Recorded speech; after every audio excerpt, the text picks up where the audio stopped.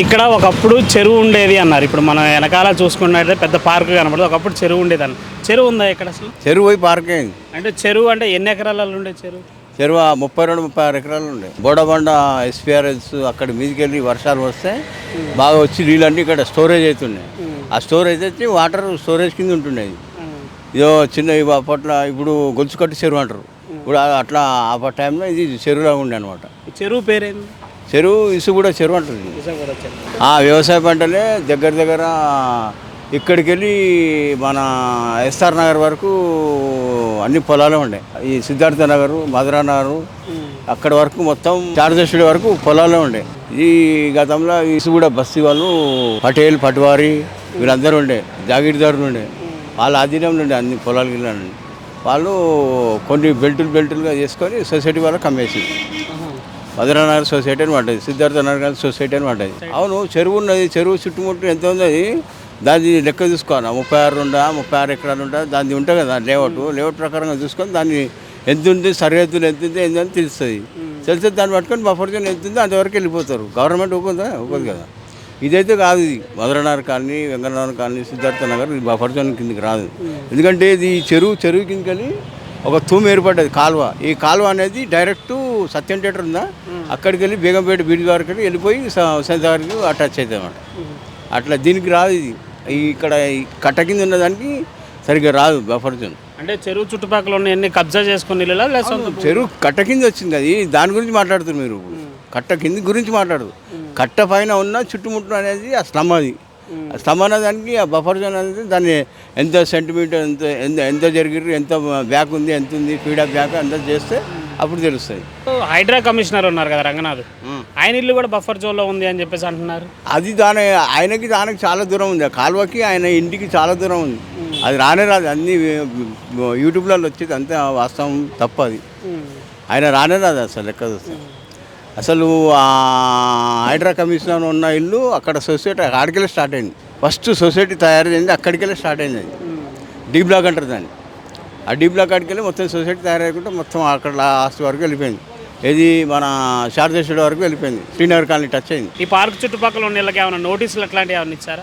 ఏం లేవు అలాంటి నోటీసులు ఏం లేవు. దాన్ని చెప్తున్నా కదా నేను. దాన్ని 32-36 ఎకరాలు ఉంటుంది. ఆ ఎకరాలు ఆక్రమించుకుంటే వాళ్ళకి ఇస్తారు నోటీసులు. ఆక్రమించే ఇస్తారు నోటీసులు. ఆక్రమించలేదు కదా, వాళ్ళు ఏదో ఉందో అట్లనే ఉంది. అది ఆల్రెడీ ఫెన్సింగ్ అయిపోయింది మొత్తం పార్క్ది. చుట్టుముట్టు బౌండరీ వాల్ అయిపోయింది. ఆ బౌండరీ వాల్ అయిపోయినాక కూడా ఎట్లా ఇస్తారు నోటీసులు? కాలేదు కదా. బఫర్ జోన్ ఎట్లా వస్తుంది? రాదు కదా. వర్షం వచ్చింది, ఇండ్లలోకి వచ్చినాయి, నీళ్ళు వచ్చినాయి చేసినా అంటే ఏదో ప్రత్యేకంగా వాళ్ళకి నోటీసులు ఇస్తారు. తప్పగానే ఇంకేం లేదు కదా ఆడ.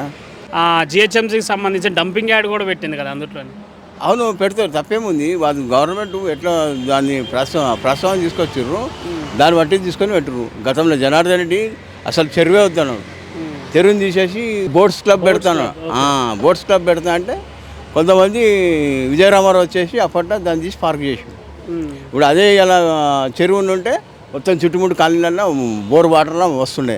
ఇలా బోర్ లేక రేపు జనవరికి వెళ్ళి అంత ట్యాంకర్ తెప్పించుకుంటారు. అది ఎవరికి బాధ? తెలిసేటోళ్ళు తెలుస్తుంది, తెలియదు కదా. జనార్దన్ ఇలా యాద్ చేసుకున్నాం. ఎందుకు యాద్ చేసుకుంటాం? ఇలా చెరువు ఉంటే ఇలా అందరు బాగుపడుతుండే. నీళ్ళు లేవు, నీళ్ళ కష్టం. నీళ్ళు అస్సలు రావు. అక్కడ రేమంత్ వీడియోకి వెళ్ళి కానీ అక్కడ కానీ ఇక్కడ వాటర్ సరిగ్గా సోర్సెస్ ఉన్నాయి. చాలా కష్టం వాటర్. జనవరి 2nd వీక్కి వెళ్ళి మొత్తం స్టార్ట్. అన్ని ట్యాంకర్ వస్తూనే ఉంటాయి. మధురా నగర్ కానీ, సిద్ధార్థ నగర్, వెంకటనగర్ కాలనీ కానీ, రేవంత్ నగర్ కానీ, వీడియోకెళ్ళి కానీ, యాదగిరి నగర్ కానీ మొత్తం టోటల్ అన్ని ట్యాంకర్ వస్తాయి. ఇప్పుడు ఆ పార్క్ కట్టిన కాడికి వెళ్ళి నీళ్ళ కష్టం అయిపోయింది. 2 విధాలుగా ఆలోచన. ఇప్పుడు ఆహ్లాదం గురించి ఇప్పుడు అందరు వాకింగ్ చేసుకుంటారు, మంచిగా ఉంది పార్క్ అని అందరూ కొంతమంది యాద్ చేసుకుంటారు. కొంతమంది నీళ్ళు లేని వాళ్ళు అది బాధపడతారు. చెరువు ఉంటే బాగుండు కదా అని అది బాధపడతారు. ఇలా వాకింగ్ చేసుకుంటే మా హెల్త్ బాగుంది, మాకు ఆరోగ్యంగా పుష్టిగా ఉంది, మంచిగా అని కొంతమంది అట్లా అనుకుంటారు. ఒకప్పుడు ఇక్కడ చెరువు ఉన్నప్పుడు ఇందులో ఈతలు కొట్టారు మీరు? మీ ఈత నేర్చుకుంది నిన్ననే. నా ఎత్తి చేపలు ఉంటుండే. కొర్రమీను, గిర్రమీను, బొచ్చలు, రవ్వలు, గివ్వలు 5-6 రకాల చేపలు ఉంటుండే. ఇక దానికి వీలే లేకుండా ఎక్కడెక్కడికెళ్ళో బార్కాస్, ఓల్డ్ సిటీ, మలక్పేట, గిలపేట, మన జయదిరుట, ఐడిపిఎల్, సూరారంకెళ్ళి వచ్చి చేపలు పడుతుండే. చేపల కోసం ఇక్కడ వరకు వచ్చేది. చేపలు పట్టడానికి వస్తుండే. చేపలు పట్టుకొని వస్తుండే, వలలు వేసుకొని పోతుండే. పెద్ద పెద్ద నా ఎత్తి చేపలు దొరుకుతుండే.